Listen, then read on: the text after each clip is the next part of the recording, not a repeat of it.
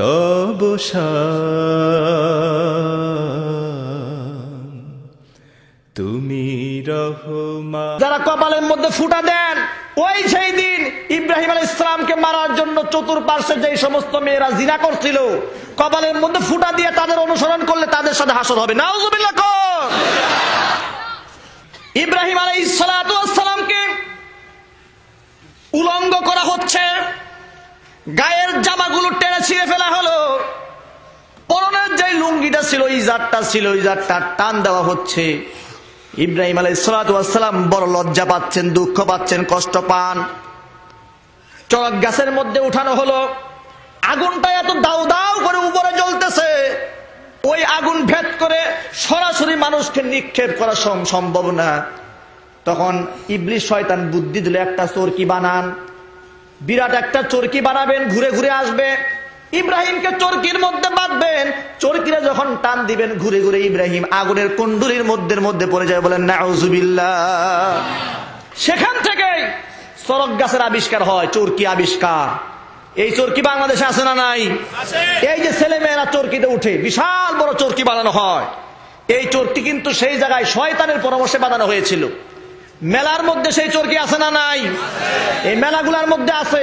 বৈশাখী মেলা যখন শুরু হয়, বৈশাখী মেলা, এগুলো আমার চিটাগাঙে হয় না মনে হয়? পহেলা বৈশাখ উদযাপন হয় নাকি? চিটাগাঙে তো মাশাআল্লাহ পীর আউলিয়াদের কারখানা, শয়তানের আড্ডাখানা, আউলিয়াদের কবর এখানে। ঠিক সেই অবস্থা, যেই জায়গায় নমরুদ সেই জায়গায় ইব্রাহিম আলাইহিস সালাম, যেই জায়গায় ফেরাউন মুসা আলাইহিস সালাম, যেই জায়গায় আবু জেহেল মুহাম্মদ সাল্লাল্লাহু আলাইহি ওয়াসাল্লাম। এই এলাকার ইসলামের খেদমত যেমন বেশি হয়েছে, শয়তানের খেদমতও বেশি হয়েছে। ঠিক কিনা কন? যত বেশি মাজার পূজা, যত বেশি কবর পূজা, যত বেশি দরগা পূজা, যত বেশি পীর সাহেবের পায়ে গিয়ে চুমা দেওয়া, পীর সাহেবের পায়ে গিয়ে সেজদা দেওয়া, সারা বাংলাদেশে যা আছে তার চাইতে 6 গুণ বেশি আছে এই চিটাগংয়ে। ঠিক কিনা বলেন? আবার বড় বড় উলামায়ে কিরাম এখানে আছে, আল্লাহর ওলিদের কবর এখানে আছে। সব ভাইরা আমার, এইদিকে আপনারা চেষ্টা করবেন আল্লাহর ওলিদের আমলগুলো নেওয়ার জন্য। ঠিক কিনা? জুড়ে বলেন আল্লাহ পাক কবুল করেন, জুড়ে বলেন আমিন। ভাইরা আমার, বলছিলাম ইব্রাহিম আলাইহিস সালামের জামা যখন খুলে ফেলা হলো, চড়ক গাছের মধ্যে উঠিয়ে নিয়ে অগ্নিকুণ্ডের মধ্যে যখন নিক্ষেপ করা হলো, ইব্রাহিম আলাইহিস সালাম উলঙ্গ। আল্লাহ পাক ফেরেশতার মাধ্যমে ইচ্ছা করলে আগুন নিভিয়ে দিতে পারতেন, আগুন আল্লাহ পাক নেভালেন না। তামাম দুনিয়ার মানুষকে আল্লাহ তাওহীদে বিশ্বাসী করবেন, আল্লাহ পাক বুঝিয়ে দিবেন আগুনের কোনো ক্ষমতা নাই, পানির কোনো ক্ষমতা নেই, বাতাসের কোনো ক্ষমতা নাই, ক্ষমতা একমাত্র আমি আল্লাহ পাকের। নিদর্শন দেখাবার জন্য আল্লাহ সুবহানাহু ওয়া তাআলা আগুন আগুনের মতো জ্বলতেছে, সরাসরি আগুনকে লক্ষ্য করে আল্লাহ পাক বললেন, কুলনা ইয়া নারু কুনি বারদাও ওয়া সালামান আলা ইব্রাহিম। আল্লাহ পাক বললেন, আগুন কুনি বারদাও ওয়া সালামান আলা ইব্রাহিম, আগুন তুই জ্বলবি ঠিকই, বাহিরেও দাউ দাউ করে জ্বলবে, কিন্তু খবরদার কুনি বারদান, হয়ে যাবে ঠান্ডা, বেশি ঠান্ডা না যে আবার কম্বল গায়ে দিতে হয়। সালামান, শান্তিপ্রিয় ঠান্ডা হবা, কম্বলও লাগবে না, আবার ফ্যানও চালাইতে হবে না। সুবহানাল্লাহ কোন। আল্লাহ পাক ফেরেশতার মাধ্যমে পোশাক পাঠিয়ে দিলেন, জান্নাত থেকে একটা পোশাক এনে আগুনের ভিতরে আল্লাহ পাক ইব্রাহিম আলাইহিস সালামকে পরিয়ে দিলেন। ইব্রাহিম আলাইহিস সালামের এই পোশাকটি আল্লাহ পাক সংরক্ষণ করে রেখে দিয়েছিলেন।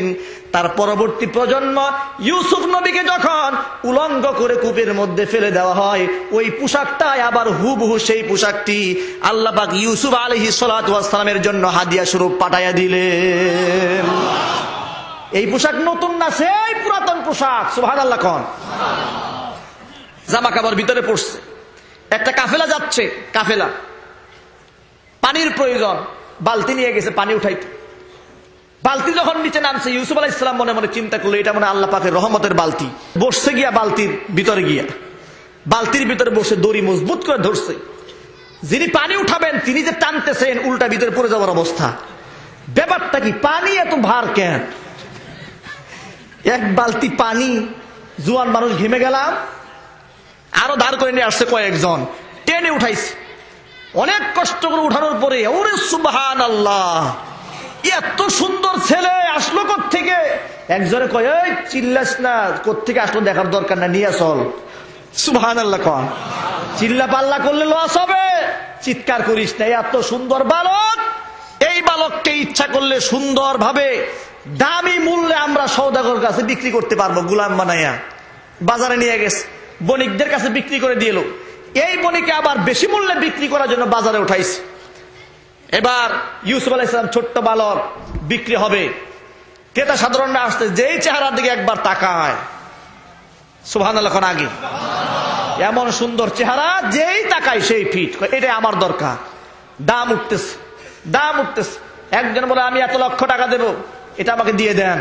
ব্যবসায়ীরা কৌশল বুঝতে পারছে। দেখবেন ব্যবসায়ী যদি বুঝতে পারে যে ক্রেতার জিনিস পছন্দ হয়ে গেছে, তখন 2 টাকার জিনিস 6 টাকা হয়ে যাবে, ঠিক কি না? আপনার তো সাতকানিয়ার মানুষ, বেশিরভাগ ব্যবসায়ী, আপনার খুব ভালোই বুঝেন। সাতকানিয়ার মানুষ তো ব্যবসায়ী বেশি, খুব ভালোই বুঝেন। যখন বুঝেন এটা আমার কাস্টমারের পছন্দ হয়ে গেছে, তখন 2 টাকা জানি আমার 6 টাকা কেনা জিনিস বিক্রি করবে 2 টাকায়, বলে 6 টাকার কেনা। কসম খেয়ে বসে থাকে, আল্লাহর কসম 100 টাকা দিয়ে কিনছি। কসম খাই কিনা ব্যবসায়ীরা? যদি বলেন খাই কিনা? আহা মুসলমান, হালাল ব্যবসাকে আপনি হারাম বানাই দিলেন। ব্যবসাটা হালাল ছিল, কসম খেয়ে মিথ্যা কথা বলে দিলেন হারাম বানায়া। মুসলমান ভাইরা, ব্যবসা হালাল জিনিস, ব্যবসা করা সুন্নত, নবীজি ব্যবসা করেছেন, সুবহানাল্লাহ কোন। এই জন্য ব্যবসার মধ্যে হারাম ঢুকাবেন না, আল্লাহ পাক কবুল করেন। ভাইরা আমার, বলতেছিলাম আল্লাহর ভাষায় আল্লাহ পাক বলছেন, ওই মানুষগুলি যখন ইউসুফ আলাইহিস সালামকে টেনে উঠালো, ক্বালা ইয়া বুশরা হাযা গুলাম ওয়াসরুহু বিদাআ। আয় হায় রে, কি সুন্দর ছেলে! এই ছেলেকে তারা খুব খুশি, খুব বেশি দামে এই ছেলেকে বিক্রি করে দিল।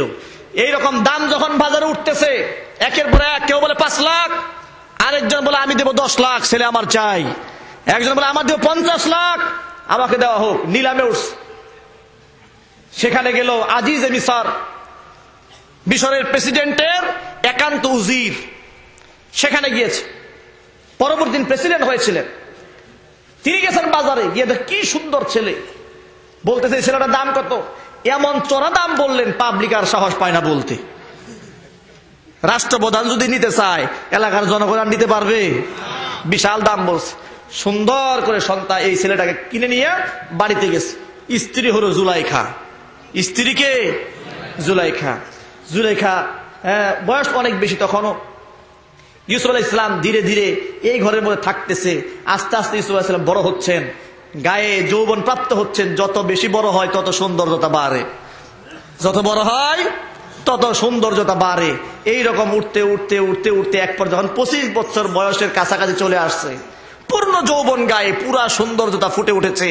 এতদিন চোখের সামনে এত সুন্দর আখলাক, যেমন চরিত্র, যেমন ভদ্রতা, তেমন নম্রতা, তেমন তার চরিত্র মাধুরী, সবকিছু দেখে মুগ্ধ হওয়ার আর বাকি নাই। সুবহানাল্লাহ কোন। মুগ্ধ হওয়ার কোনো বাকি নাই। রানী জুলাইখা এই ইউসুফ নবীর প্রেমে পড়ে গিয়েছে। ইউসুফ আলাইহিস সালাতু ওয়াস সালামকে বহুভাবে নিজের দিকে আকৃষ্ট করে। কখনো সুন্দর কাপড় পরে সামনে আসে, কখনো বেশি বেশি খেদমত করে, ভালো ভালো খাবার দেয়। মনের মধ্যে দুরভিসন্ধি আছে। ইউসুফ আলাইহিস সালাতু ওয়াস সালাম সাদা মনে সবকিছু গ্রহণ করেন, দুরভিসন্ধি বুঝতে পারে না।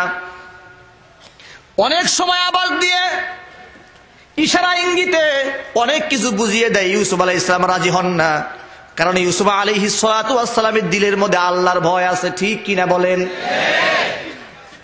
একদিন ইউসুফ আলাইহিস সালাতু ওয়াস সালামকে মিশরের সেই প্রেসিডেন্ট, তার স্ত্রী রানী জুলাইখা দেখতেও খুবই সুন্দরী ছিলেন।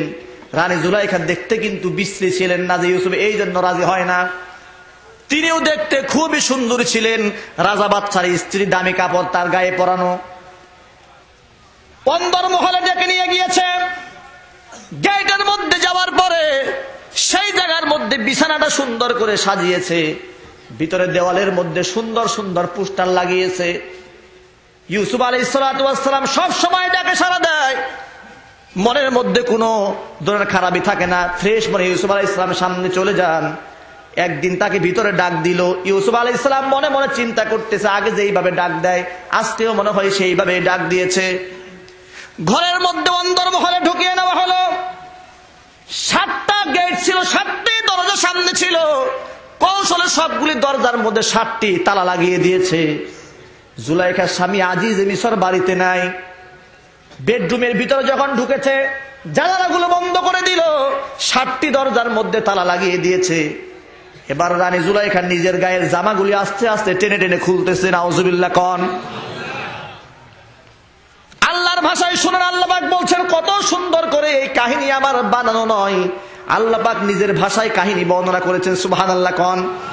আল্লাহ বলছেন, ওয়ারাওয়াদাতুহুল্লাতী হুয়া ফি বাইতিহা আন নাফসিহি ওয়া গাল্লাকাতিল আবওয়াবা ওয়া ক্বালাত হাইতা লাক ক্বালা মাআযাল্লাহ ইন্নাহু রাব্বি আহসানা মাসওয়ায়া ইন্নাহু লা ইউফলিহুজ জালিমুন।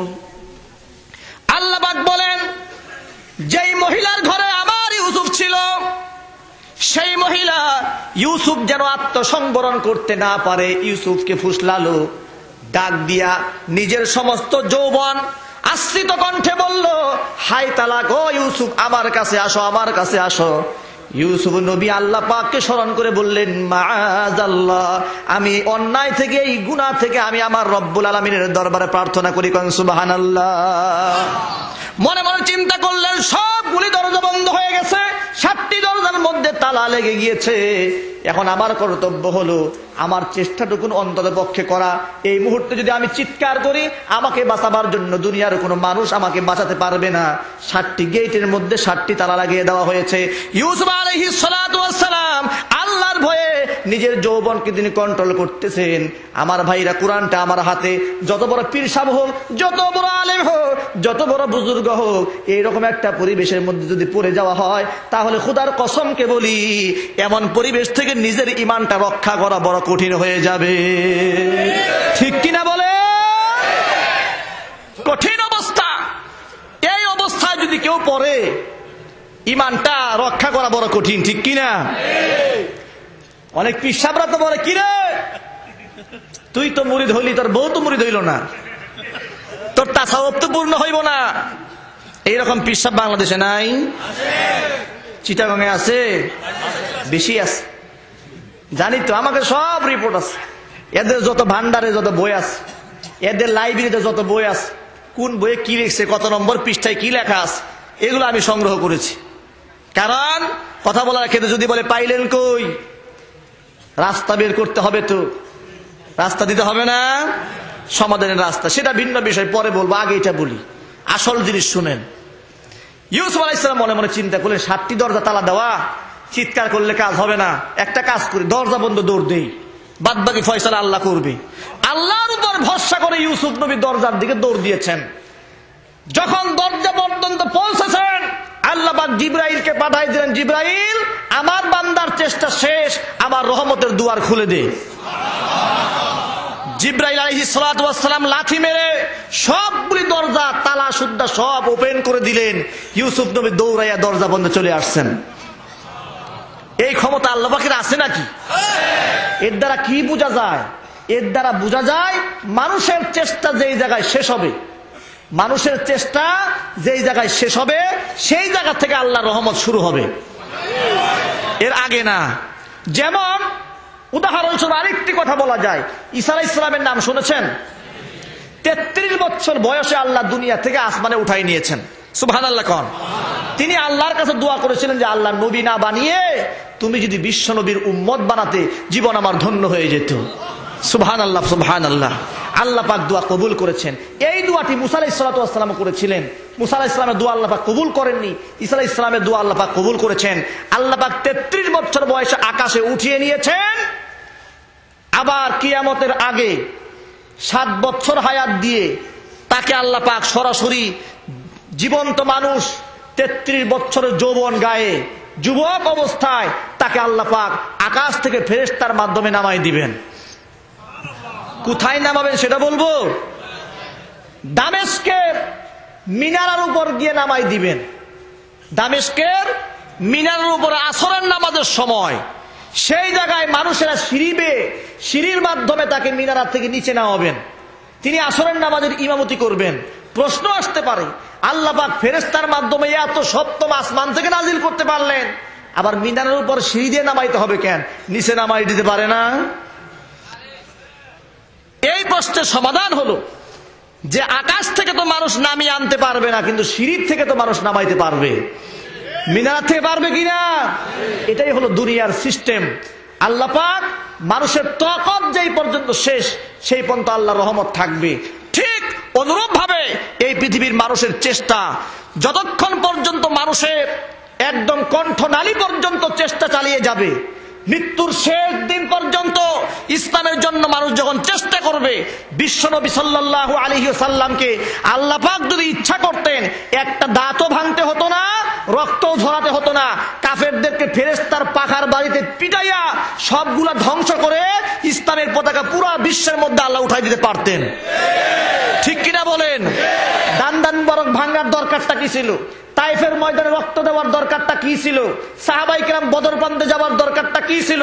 উহুদের ময়দানে 70 জন সাহাবী শহীদ হওয়ার কি প্রয়োজন ছিল? হযরত উবাইদা ইবনে জাররাহ রাদিয়াল্লাহু তাআলা আনহু দাঁত ভাঙার কি প্রয়োজন ছিল? এই সমস্ত মানুষগুলো শহীদ হওয়ার কি দরকার ছিল? দরকার একটা, আল্লাহ পাক মানুষের সর্বশেষ চেষ্টা দেখেন। মানুষের চেষ্টা করতে করতে করতে করতে যেই পর্যায়ে গিয়ে শেষ হয়ে যাবে, আল্লাহ পাকের রহমতের ভান্ডারগুলা খুলে দিয়া তাৎক্ষণিকভাবে ফেরেশতা পাঠাই দেয়, মুসলমানদেরকে আল্লাহ বিজয়ী ঘোষণা করে দেয়। কোন সুবহানাল্লাহ। ইউসুফ আলাইহিস সালাতু ওয়াস সালাম মনে মনে চিন্তা করলেন, এই মুহূর্তে আমার চেষ্টা হলো দরজা পর্যন্ত যদি আমি পৌঁছে যেতে পারি, আল্লাহর দরবারে বলতে পারবো, আল্লাহ আমার চেষ্টা যতটুকুন ছিল ততটুকুন আমি করেছি, বাদ বাকি তোমার ফয়সালা। এই ঈমান নিয়ে, এই বিশ্বাস নিয়ে দরজা পর্যন্ত ইউসুফ আলাইহিস সালাতু ওয়াস সালাম দৌড় দিলেন। রানী জুলাইখাও পিছনে পিছনে ইউসুফ নবীকে ধরার জন্য দৌড় দিয়েছে। ইউসুফ আলাইহিস সালামের সামনে যখন দরজাগুলো খুলে গিয়েছে, বাহির দিকে যাওয়ার জন্য দৌড় দিয়েছে, রানী জুলাইখা পিছন থেকে জামা টেনে ধরেছে, এমন ভাবে জোরে ঠেসকা টান দিয়েছে, ইউসুফ আলাইহিস সালাম সামনে চলে গিয়েছে, পিছনে জামাটা ছিঁড়ে রানী জুলাইখার হাতে রয়ে গিয়েছে। কোন সুবহানাল্লাহ। কুরআনের ভাষায় শুনেন, আল্লাহ পাক বলছেন, ওয়াস্তাবাকাল বাবা ওয়া কদ্দাত কমিসাহু মিন দুবুরি ওয়া আলফায়া সাইয়্যিদাহা লাদাল বাব। ইউসুফ এবং জুলাইখা দুইজনে যখন দৌড় দিল, ওয়াস্তাবাকাল বাব, দরজার দিকে দৌড় দিল, ওয়া কদ্দাত কমিসাহু মিন দুবুরিন, মহিলাটি পিছন দিক থেকে তার জামা টেনে ছিঁড়ে ফেলে দিল। কোন দিক থেকে? জোরে বলেন, এটা মনে রাখতে হবে কিন্তু। জামাটা পিছন দিক থেকে টান দিয়ে ছিঁড়ে ফেলে দিল। ওয়াল ফায়া সাইয়্যিদাহা লাদাল বাব, দরজা খুলেই দেখে জুলাইখার স্বামী দরজার সামনে দাঁড়ানো। জুলাইখা মনে মনে চিন্তা করছিল স্বামী বাড়িতে নাই, ঘটনা একটা ঘটাই দেই। হঠাৎ করে দরজা খুলেই যখন স্বামী দেখে সামনে দাঁড়ানো, ঘাবড়াই গেছে জুলাইখা, চুরের মতো পুলিশ পুলিশ। স্বামীকে লক্ষ্য করে, আমার প্রাণের স্বামী দেখছেন, ইউসুফকে আদর যত্ন করে বাড়িতে আশ্রয় দিচ্ছেন। হাবাই গেছে তো, মনে মনে চিন্তা করতেছে, জোর গলায় যদি এই মুহূর্তে নিজের দোষ এর কান্দে না চাপাই দিই, আমার কপালে জুতা আছে। নিজের দোষ এই মুহূর্তে যদি এর কান্দে উঠায় না দেয়, তাহলে আমি দোষের তলে চাপা পড়বো। ঠিক অনুরূপ ভাবে পৃথিবীর সমস্ত দোষীরা, সমস্ত অপরাধীরা নিজের অপরাধ ধামা চাপা দেওয়ার জন্য নিজের অপরাধকে বিশ্বস্ত মানুষ, ইমানদার মানুষের উপর উঠাইয়া দেয়। এটাই হলো তার প্রকৃষ্ট নমুনা। এই জিনিসটা নতুন না, শয়তান এই পলিসি অবলম্বন করেছে আরো 1000 বছর আগে। সুবহানাল্লাহ কোন, এটা আমরা কোরআন থেকে জেনেছি। শুনেন এখন, রানী জুলাইখা বলছে, ক্বালাত মা জাযাউ মান আরাদা বিআহলিকা সুআন ইল্লা আইয়ুসজানা আও আযাবুন আলীম। প্রাণের স্বামী আমার, যেই ব্যক্তি আপনার স্ত্রীর সাথে কুকর্ম জোর জবরদস্তি করে যার ইজ্জত নষ্ট করতে চায় ওই ব্যক্তিকে জেলখানায় আটকে দিবেন অথবা দুর্দান্তমূলক শাস্তি দিবেন। এই শাস্তি দেওয়া ছাড়া তার শাস্তি আর কি হতে পারে? ইউসুফ আলাইহিস সালাম এর উপর ঝাঁপাই পড়ছে? জোরে বলেন, পড়েছে? ইউসুফ আলাইহিস সালাম এখন বলতেছে, قال هي راودتني عن نفسي وشهد شاهد من أهلها। ইউসুফ আলাইহিস সালাম বলতেছে, না না, আমি তো একটা ফুসলাই নাই, আমি এর চরিত্রের উপর হামলা করি নাই, বরং সে আমার গায়ে হামলা করেছে, আমার চরিত্রের উপর আঘাত দিয়েছে। এখন এই মুহূর্তে বেচারা স্বামী কি করবে? স্ত্রী বলতেছে ইউসুফের দোষ, ইউসুফ আলাইহিস সালাম বলতে স্ত্রীর দোষ। স্বামী বলতে সাক্ষী কি? ইউসুফ আলাইহিস সালাম কিছুক্ষণ স্থির হয়ে থাকলেন, সাক্ষী কে দিবে? আল্লাহ পাক ফেরেশতা পাঠাইয়া কানের মধ্যে ফু দিলেন। জিবরাইল আমিন ইউসুফ আলাইহিস সালামের কানে কানে এসে বলতেছেন, নবী ইউসুফ, আপনি এত ঘাবড়াবেন না, আপনার পক্ষে সাক্ষী আছে। আমার পক্ষে সাক্ষী? কই সাক্ষী? কিসের সাক্ষী? আমাকে জুলাইখা যেই জায়গায় বন্দি করেছিল সেই জায়গায় তো অল্প বয়সের একটা বাচ্চা শোয়া ছিল, আর কেউ নাই। আমার পক্ষে সাক্ষী কে দিবে? রুমের মধ্যে ছোট্ট একটা বাচ্চা ছিল। তাফসীরে কিতাবে এসেছে, রানী জুলাইখা মনে মনে চিন্তা করছে, 1 বছর এই 5-6 মাসের বাচ্চা কিংবা 1 বছরের বাচ্চা দেখলেই কি না দেখলেই কি, ও বুঝবেটা কি? ফেরেশতা বলতেছে, ওই ছোট্ট বাচ্চা যে কথা বলতে পারে না, এই বাচ্চা আপনার সাক্ষী। আর আস্তে সুবহানাল্লাহ কন। বিপদ থেকে আল্লাহ উদ্ধার করতে চাইলে চক্রান্তকারীরা পারবে? পারবে। সাক্ষী আছে, সাক্ষী আছে। ইউসুফ আলাইহিস সালাম বললেন, সাক্ষী আমার আছে। প্রেসিডেন্ট বলতেছে, কোন সেই সাক্ষী? ইউসুফ নবী বলতে, ছোট্ট যে বাচ্চারা দেখা যায় ওই বাচ্চায় আমার পক্ষে সাক্ষী দিবে। দোলনার মধ্যে শোয়া বাচ্চা। জুলাইখা অবাক হয়ে বলতেছে, ইউসুফ ভয়ের চোটে মনে হয় পাগল হয়ে গেছে, ছোট বাচ্চা কি করে সাক্ষী দিবে? ছোট বাচ্চাকে সামনে আনা হলো। আল্লাহ রাব্বুল আলামিন, আমি আপনাদের জিজ্ঞেস করতে চাই, যে মহান আল্লাহ তাআলা আমাদের জবান দিয়ে কথা বলার ক্ষমতা দিয়েছেন, ওই আল্লাহ যদি ইচ্ছা করেন ছোট্ট বাচ্চার জবান দিয়ে কথা বলাইতে পারেন কিনা? সেই ক্ষমতা কি আল্লাহ পাকের আছে না নাই? এইরকম হুবহু একদিনের বাচ্চা নিয়ে হযরত মারিয়াম যখন কওমের কাছে আসলো, এলাকার লোকেরা বলল, ও মারিয়াম, তোমার তো বিয়ে হয় নাই, বাচ্চা পাইলা কই? তোমার বিয়ে হয় নাই, বাচ্চা পেলে কোথায়? তুমি তো ভয়ঙ্কর অন্যায় কাজ করে ফেলছো, জঘন্য কাজ করছো। মা কানা আবুকি ইমরাআ সাউই ওয়া মা কানাত উম্মুকি বাগিয়া। ও মারিয়াম, তোমার মাও খারাপ ছিল না, বাবাও তো খারাপ ছিল না, তুমি এত খারাপ হইলা কেন? বাচ্চা পাইলা কই? হযরত মারিয়াম আলাইহিস সালাতু ওয়াস সালাম বাচ্চার দিকে ইশারা দিয়া দিলেন। ফাশারাত ইলাইহি ক্বালু কাইফা নুকাল্লিমু মান কানা ফিল মাহদি সাবিয়া। মারিয়াম বলতেছে, কথা আমি বলবো না, যা বলার আমার পেটের বাচ্চা বলবে। বাচ্চা হয়েছে মাত্র 1 দিনও হয় নাই বয়স। সুবহানাল্লাহ কোন। এলাকার মানুষ বলে, ক্বালু কাইফা নুকাল্লিমু মান কানা ফিল মাহদি সাবিয়া, যে বাচ্চা সবে মাত্র কুলে দুলনায় দুল খায়, এই বাচ্চা আমাদের সাথে কথা বলবে? এই কথা বলার সাথে সাথে কুল থেকে বাচ্চার জবান আল্লাহ খুলে দিয়েছেন। এই বাচ্চা বলতেছে, ক্বালা ইন্নী আবদুল্লাহ। সুবহানাল্লাহ কোন। আতানিয়াল কিতাব ওয়া জাআলানি নাবিয়্যা। ও এলাকার লোকেরা, আমাকে নিয়ে এত কৌতূহল, আমি আসলাম কোত্থেকে?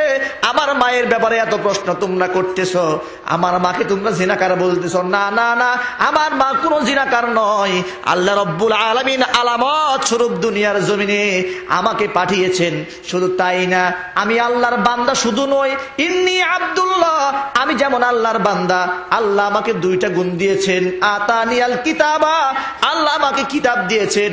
ওয়া জাআলানি নাবিয়্যা, মায়ের গর্ভ থেকে নবী বানিয়ে আল্লাহ আমাকে দুনিয়ায় পাঠিয়েছে। ক্ষমতা আল্লাহর আছে না নাই? আল্লাহ পাক পারেন ছোট্ট বাচ্চার জবান দিয়ে কথা বলাই। ঠিক হুবহু এরকম একটা বাচ্চা ভিতরে শোয়া। ইউসুফ আলাইহিস সালাম বলতে ওইটাই আমার সাক্ষী, ওই যে দোলনায় দুল খায় এটাই সাক্ষী। বাচ্চাকে আনা হলো। বাচ্চা যদি বলে আপনার স্ত্রীর দোষ, ইউসুফ আলাইহিস সালাম নিরাপদ। শয়তান প্রেসিডেন্টের দিলের মধ্যে একটা ধোঁকা দিতে পারে, এই ছোট্ট বাচ্চা কি দেখলো আর না দেখলো, আর তাই তুমি বিশ্বাস করলা? ধোঁকা দিতে পারে কিনা? এই জন্য বাচ্চা সরাসরি অ্যান্সার না করে একটা কৌশলের মাধ্যমে জবাব দিচ্ছেন। ছোট্ট বাচ্চা বলতেছে আপনি একটা কাজ করেন, আপনি ইউসুফের জামার দিকে আগে তাকান। জামাটা যদি সামনের দিক থেকে ছিঁড়া হয় তাহলে বুঝবেন আপনার স্ত্রী সৎ, ইউসুফ মিথ্যাবাদী। কেন? কারণ ইউসুফ যখন আপনার স্ত্রীর গায়ে হামলা করতে গিয়েছিল, আপনার স্ত্রী নিজের ইজ্জত সম্ভ্রম রক্ষা করার জন্য টেনে সামনের জামা ছিঁড়ে ফেলেছে। সুবহানাল্লাহ কোন। আর যদি জামা পেছন দিক থেকে ছেঁড়া থাকে তাহলে বুঝবেন দোষ আপনার স্ত্রীর। ইউসুফ তার নিজের ইজ্জত সম্ভ্রম রক্ষা করার জন্য দৌড় দিয়েছে, আপনার স্ত্রী পেছন দিক থেকে জামা টান দিয়ে ছিঁড়ে ফেলেছে। সুবহানাল্লাহ কোন। এমন একটা কৌশল শিখাই দিলেন, সরাসরি যদি অ্যান্সার করতেন আপনার স্ত্রী দোষী, ইউসুফ হলো নির্দোষ। ইবলিস শয়তান বুঝাই দিত কি নাকি দেখছে বাচ্চা, আর তুমি কি নাকি বুঝলা। এমন ভাবে প্রশ্নের জবাব শিখাই দিলেন যে এই জায়গায় শয়তানের ওয়াসওয়াসা দেওয়ার সম্ভাবনা, বরং এমন ভাবে তাকে জবাব শিখাই দেওয়া হলো সে নিজেই সাক্ষী হয়ে গেছে। কোন সুবহানাল্লাহ। আল্লাহর ভাষায় শুনেন, এটা আমার ভাষা নয়, আল্লাহ পাক তার নিজের ভাষায় বলেছেন ওয়া ইন কানা ওয়া শাহিদা শাহিদুম মিন আহলিহা। পরিবারের একজন সাক্ষী দিয়ে বলল ইন কানা কমিসুহু কুদ্দা মিন কুবুলিন ফাসাদাকাত ওয়া হুয়া মিনাল কাযিবিন। ইন কানা কমিসুহু কুদ্দা মিন কুবুলিন, তার জামাটা যদি কুদ্দা মিন কুবুলিন সামনের দিক থেকে ছেঁড়া থাকে, ফাসাদাকাত তাহলে মেয়ে সত্য বলেছে, ওয়া হুয়া মিনাল কাযিবিন এই পুরুষ মিথ্যা বলেছে। আর যদি ওয়াইন কানা কমিসুহু কুদ্দা মিন দুবুরিন, জামা যদি পেছন দিক থেকে ছেঁড়া থাকে, ফাকাযাবাত বুঝবেন মেয়ে মিথ্যা কথা বলছে, ওয়া হুয়া মিনাস সাদিকিন ইউসুফ আলাইহিস সালাম সত্য কথা বলেছে। ফালাম্মা রাআ কমিসাহু কুদ্দা মিন দুবুরিন ক্বালা ইন্নাহু মিন কাইদিকুন্না ইন্না কাইদাকুন্না আযীম। যখন প্রেসিডেন্ট রাআ কমিসাহু, যখন তার জামার দিকে তাকালো, তাকিয়ে দেখে জামাটা কুদ্দা মিন দুবুরিন পেছন দিক থেকে ছেঁড়া। কোন সুবহানাল্লাহ। ওই যে বলেছিলাম মনে রাখবেন জামাটা কোন দিক থেকে ছেঁড়া। জামা কোন দিক থেকে ছেঁড়া? পিছনের দিক থেকে ছেঁড়া। বুঝতে আর বাকি আছে? যদি বলেন বাকি আছে, বুঝার আর বাকি নাই। বলতে ইউসুফ আরিদু আন হাযা ওয়াস্তাগফির লিযামবিক। ও ইউসুফ তুমি ঠান্ডা থাকো। বউকে বলতে ওয়াস্তাগফির লিযামবিক, যে অন্যায় করছো আল্লাহর কাছে মাফ চাও, ভুল করছো, বেশি কথা বললো না কিন্তু মান সম্মান থাকবে না। ইউসুফ তুমি একটু ঠান্ডা থাকো, যে অপকর্ম ঘটলো বুঝে ফেলছি দোষটা আমার বউরই, চাপা দিয়ে রাখলো, বাহিরে যেন কেউ জানতে না পারে, এইভাবে একটা গোপন বিষয় চাপা রাখার চেষ্টা করলো। আমি আপনাদের জিজ্ঞেস করি, কোনো অন্যায়, কোনো গোপন তথ্য যদি জোর করে কেউ আটকে রাখতে চায়, এটা কি সম্ভব? জোরে বলে সম্ভব? অপকর্মের কথা মানুষের কানে ইন্টারনেটের আগে যায়। ইন্টারনেটে যদি দেরি হয়, ডাউনলোড করতে হয়, মানুষ আস্তে আস্তে জানে। নেটের আগে অপকর্মের কথা বিশেষ করে মহিলাদের মাধ্যমে ছড়ায় বেশি, ঠিক কিনা ভাই? শুনছো? বলে কি অমুকের গর্ভে একটা কাউয়ার ছাও হয়েছে, কাউয়ার বাচ্চা। কাক চিনেন? কাক, কাকের বাচ্চা হয়েছে অমুকের গর্ভে। তাই নাকি? সংবাদটা কোত্থেকে আবিষ্কার হয়েছে? একটা এলাকার মধ্যে একটা মেয়ের বাচ্চা হয়েছে, মায়ের বাচ্চা হয়েছে, দেখতে খুবই কালো বিশ্রী। কালো বাচ্চা দেখে ধাত্রী বাহিরে গিয়ে বলছে, কই কি হয়েছে? কই ছেলে একটা হয়েছে কিন্তু একদম কালো।